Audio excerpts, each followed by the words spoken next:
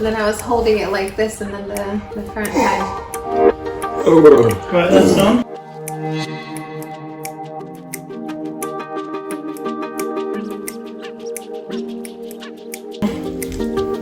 Let's go. Right. Hello.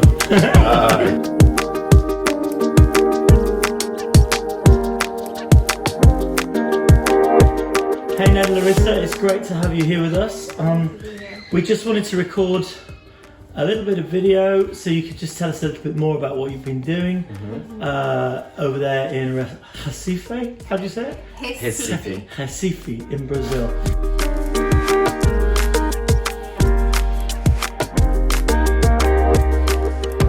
First of all, before that, tell us how you two got together, how you met and what you were doing. Yeah, so I think it was 2013. Yes. The beginning of the year, Joe had talked to me about something that I really wanted to do, what was on my heart, and I told her I wanted to go into missions and that I had wanted to go to Heidi Baker's school in Mozambique, so Harvest School. So I got ready during the year for that, and then in October, I think it was, Yes. I went to the school.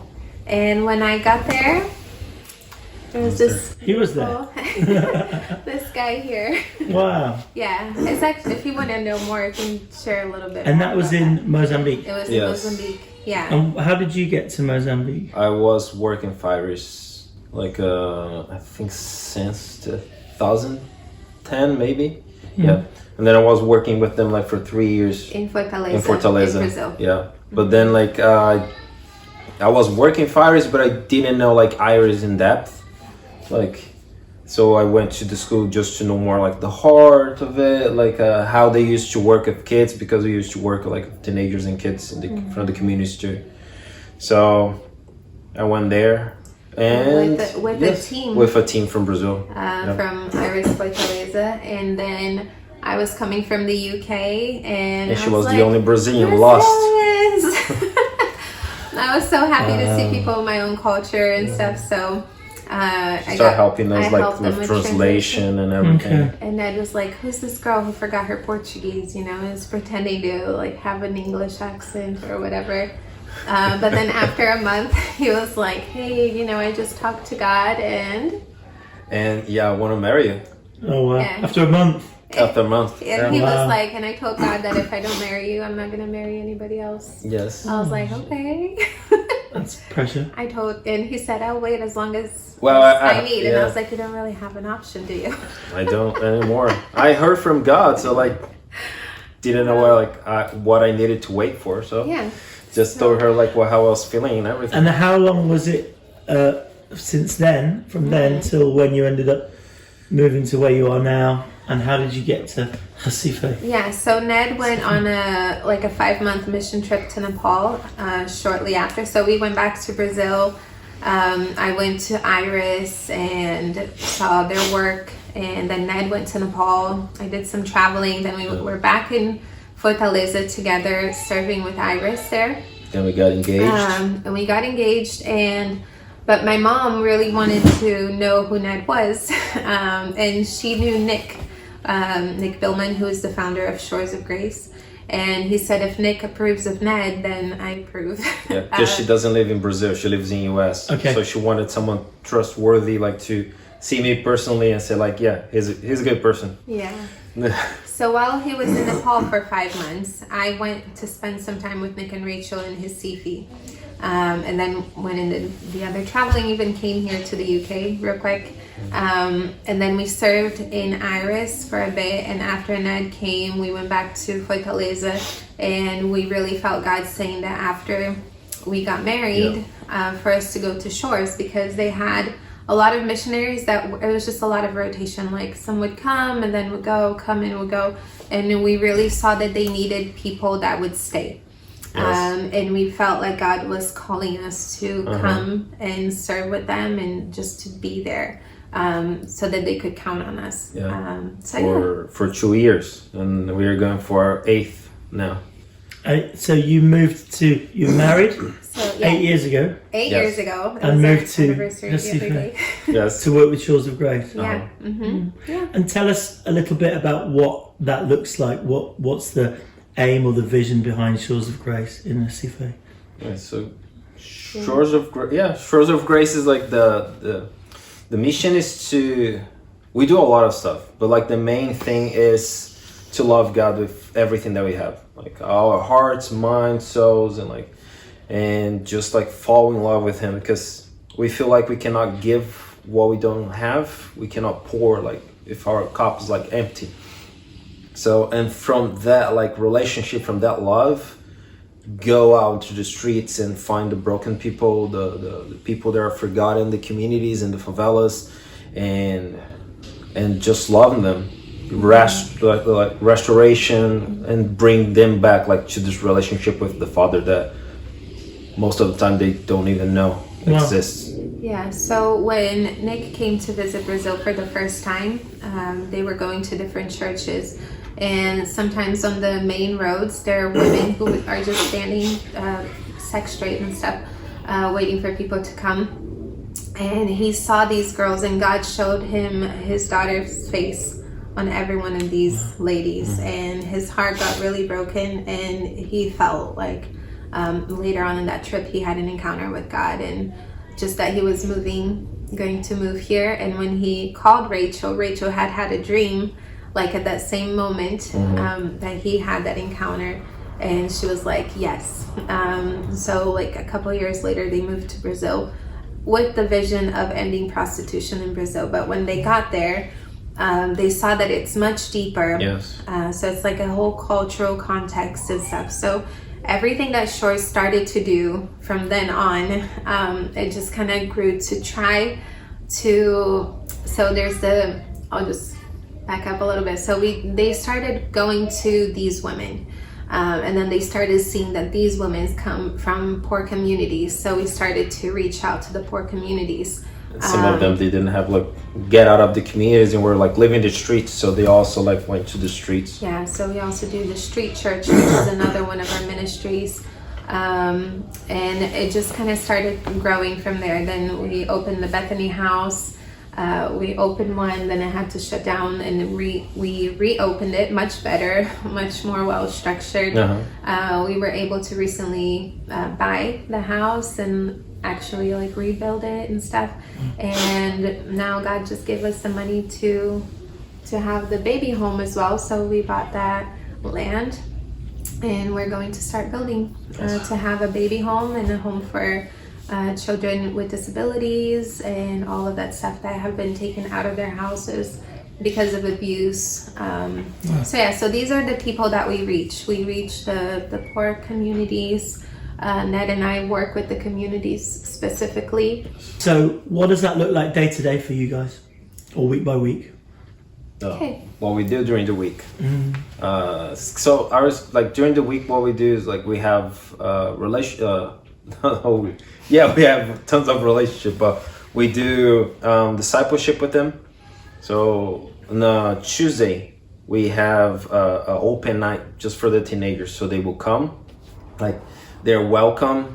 We have snack time, we have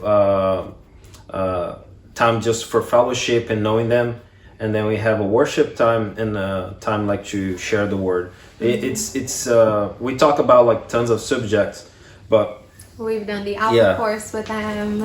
We did the overview of the Old Testament and the overview of the New Testament, so they can know like who we're talking about. We won't present someone, not just a name, but we want to present someone like Jesus as like much deeper Jesus. So that we'll know and like. But yeah, so we have the Tuesday, and then they come, they have time of relationship with us, and we present them like the gospel like in the way it's supposed to be presented. And if they want something like way deeper, I want more of it. I like what you guys like doing. Like I had fun with you guys. How can, I don't know, do you guys have more of it? And then we have discipleship on Thursday night just for the boys. So we sit down, we read the Bible, we teach them like how to go into like by themselves, like in their own. And then we have with Friday the girls nights as well. we have time with the teenage girls. And discipleship, we've been studying the book of John. Even one girl was like, I've had this Bible at home, I opened it up because I want to study every week before I come. So it's really cool to see them seeking God for themselves. And we also do visits to the homes of these teenagers, because we really believe in the whole family transformation, so we go to visit the homes of these, and then some other people that we already know as well. Yeah, it's different. Like in Brazil, you walk in the streets and then you see someone by the door and say like, "Hey, can we come in and talk a little bit?" And say, "Yes." And you just Sometimes. Yeah, sometimes, not all the time, but most of the time, it's easier. Like you just walk and like. And we sit with them and we hear what share. We mostly listen. Sorry, mostly listen like to stories. Sometimes people that visit, they ask like, I don't know, how many people got saved last week? How many people got saved like last year? How do you guys go? And I don't like this like numbers and everything, but what we do, we go to the places and we talk. Sometimes just like we have like a normal conversation like friends, because I believe that it's way easier for us to receive a counseling or an advice from a friend than from a Christian that just wants to drag you for like their religion. So we go to their house, we talk about like sometimes random things, and during this like random things, like you're listening and they give you keys, and then you grab the keys and like you open a door like in the hearts, and then you have like a new room where you have, you're free to go to that room. And then during the conversation relationship, it's just keys that they give to us, and that you can go like in depth like in their lives. And we pray for them. We ask them if they have any prayer requests and give them words as well. And when we have teams coming, they visit with us, and they also give words. And sometimes like even the simplest word can mean a lot to somebody, so it's really cool. So we have that Monday nights we also have the service there, like we invite everyone that we ministry to. So on the Monday nights, if the teenagers won't come, like we excite them, like if you want to come, like come. With the families that we visit, if they want to come to the service, be part of the worship and listen to the word, they are like totally free like to come and be part with us. And Saturday morning you play football. Yes, that's what I was going to say, like and we do dance with the girls. Dance. Okay. Right. Yeah. Wow. So on Saturday afternoon. So he's football in the morning, then I go and teach a class of English to some of the teenagers that are accompanied by us, and then dance in the afternoon. Wow. Yeah. What are you most encouraged by as you're working? And I mean, this sounds like it sounds involved. It sounds like it's long term. It sounds like you know many people. I imagine you see some wonderful change and transformation, and then other less so. I imagine you invest in people, and sometimes they don't necessarily follow through or make good choices. What excites you about this, and perhaps do you have any stories of people or transformation where you've seen just things that have really made you praise God? Like you said, we see people that choose to do, like, to follow a good path, and then the people that, even though they listen to all this stuff, they still choose to make bad choices, and we always tell them it's your choice in the end, and it's hard for us when we see that happen, when we see them making the bad choices and stuff, because we're like, we God has taught you better, better than this. But recently we've had one girl, I feel like, especially working with the teenage girls all these years, I feel like they go through a crisis. Like it's like a 2-week crisis that they either choose to like derail or they choose to fight and stay on the right path, And we've had one girl that we've been working with that she has chosen to fight. She's been through a lot in her life. This is the girl that decided to open a Bible that had been in the plastic wrap for all these years. But you can tell that she wants God, you can tell that she wants to do better. And we've had lots of ups and downs with her. One of the core values at Shores is urgency and consistency. And so sometimes God will get to somebody and it'll be like right away there will be transformation, and sometimes it'll be a journey, and sometimes that journey is long. And I think that's how it is with us as well. You know, when God works with us, there's some things that he just deals with right away, and some things that we need to go on a journey on. And for me, it's been encouraging to see her realizing that. And then when there's a crisis, she's like, what do I do? I'm like, keep on looking at Jesus, like keep on seeking him. And so she often comes back and she was like, what you said, like those words that you gave, like those were really important for me to get through this week or this month or this situation. So it's very encouraging for me to see that when they take it in. And when I was in children's ministry, even before I came here to the UK, somebody was like, we plant seeds. They said we plant seeds, and sometimes these people are going to hear what we have to say and they're going to choose to go the wrong way. But then maybe when they're like at the end of the well, like no more hope, all hope is gone, they'll think back on a time in their life or a person in their life that gave them hope, and they'll think, what were they talking about? And they'll remember Jesus. And so we really believe that every word that we speak out is like a seed, and in its right time it'll grow. We hope. And we pray for that. Yeah. Thank you.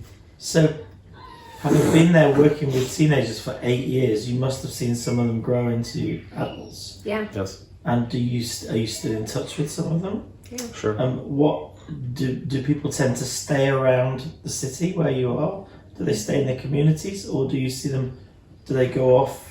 Do they move to other parts of the country or other parts of the world? Or do you still interact with them or engage with them as grown-ups? Normally, like when they grow up, like they stay in the same area. If they go like further, home is like a new neighborhood or something like that. But normally they don't go out of state and all of that. And I think Brazilians, well, I can't say Brazilians, but they like to stay like near their families. So we have kids that we used to work with them when we just got there, and like now they are like, I don't know, 8 years older, and they already have kids and all of that. And when we go to visit like new communities, new families, new teenagers, we pass by them, and then sometimes we hear just like, hey, how you doing? And we interact with them. And and then sometimes like we have some guys that stop us, like, or some girls that stop us, and they tell their stories like how they're doing and everything. And I remember like one of the boys that used to come to the football. We haven't seen like him for a long time, and we used to work with them and like discipleship, football, praying, conversations. And one day he stopped us and we asked like, oh, how are you doing? Long time no see. And I said, yes, I'm doing really great. Like, thank you for the times that you guys had with us. Like, it was really important, like everything that you shared. Now I'm married. Like, I have my wife, I have my kid. I'm married like with a pastor's wife. It's like, what? Pastor's daughter. Sorry. Pastor's daughter. Yeah. I was like, that was wrong. No. Yeah. No, I'm married now, like with the pastor's daughter, and we're like, I have my job, and we were doing like really great. So you see like that we poured on them, like we gave to them like everything that we had, like of best, like that was Jesus. And we trusted that the Holy Spirit would do the job. Yeah. You know, and sometimes we see stuff, sometimes we don't see the fruits, but we know that like God is the one that like bring it up like whenever he wants. Yeah, so just to give a little bit of context to like why that is like really cool, because here in like, not here, we're not in Brazil, but in Brazil, especially in the poorer communities, the girls will want to kind of leave their house. Like, they just want to get out. They don't want to be with their parents anymore. So they'll find a guy.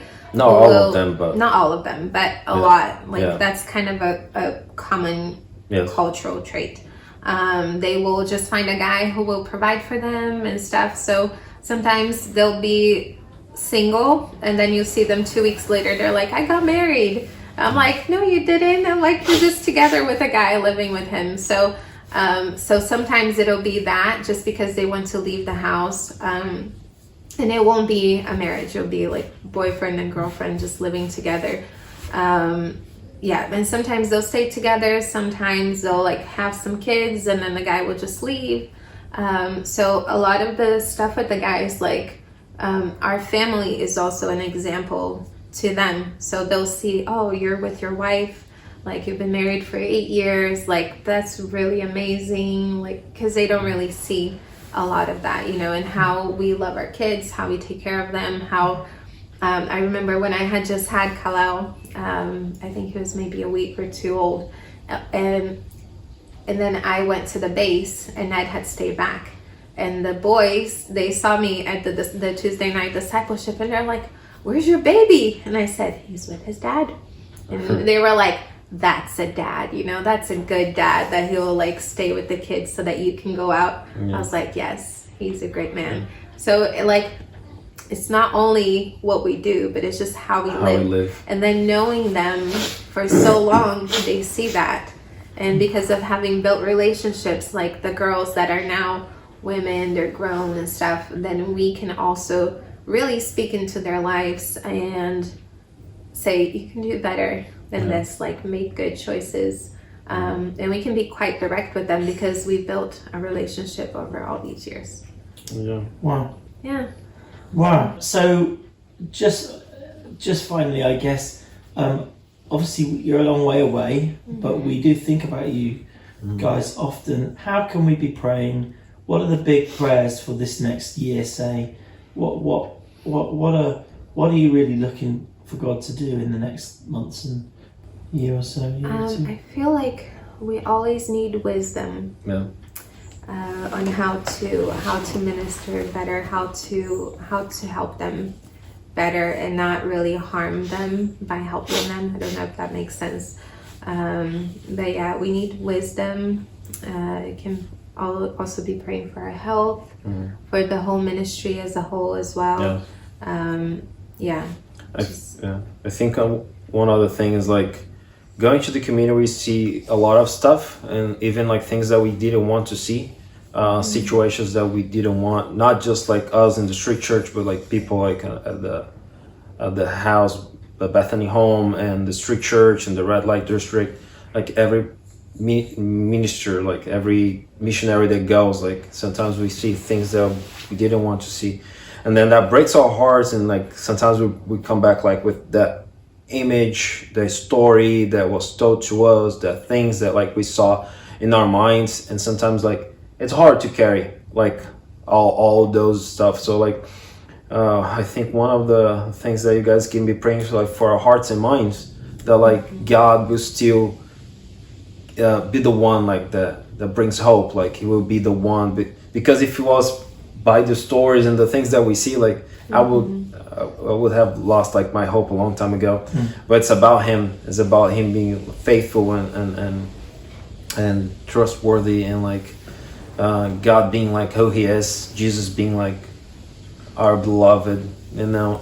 I think like that's what keep us like going every day. It's like this passion, like, so it's a prayer that we will be like keep on burning, keeping love with him, and that he will treat our hearts, even though like sometimes we get hurt during the way and we see things that we don't, but like he will be our hope, like because he can change stuff, he can change Brazil, he can change England, he can change us every day. And then I think this relationship, this dependence on the Father, I think that's the main like thing. If I could ask just one thing like for prayer, that would be that, like this relationship never be broken, like this dependency on him, like be always there. And then there comes like the other things, but that would be like we want to keep in love and like burning with him, like burning for him, like and from that relationship like everything will come. We pray for our family, for the missionaries' families, you know, for everybody. For the ministry as a whole, like Yeah. And even like if you want to follow us like on the Shores of Grace on Instagram, I'm not very good at posting, but Shores does post a lot of things regularly. And if you want to really follow what we're doing and what is going on, like that's a really great way. I know that Johnny and Beth, they have a prayer group as well. With everybody who wants to be involved in prayer for the missionaries or the global partners. And sometimes I do send them prayer requests and stuff, what's going on. And we also have the app that you can like people they can download like on the iOS or like Android, and then it has like tons of information as well. Shores of Grace. Yes. Okay. Yeah. Yeah. And am I right in thinking there's a trip? Yeah. Just So tell us a little bit about that. Yeah, so we're working on having a group of you guys come and see us in Brazil. Again? Again. In 2024? Yes, 2024. Do you know roughly when?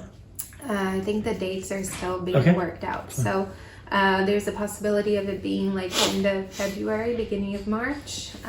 We weren't able to do a lot of research on prices for August. Because it's too far ahead.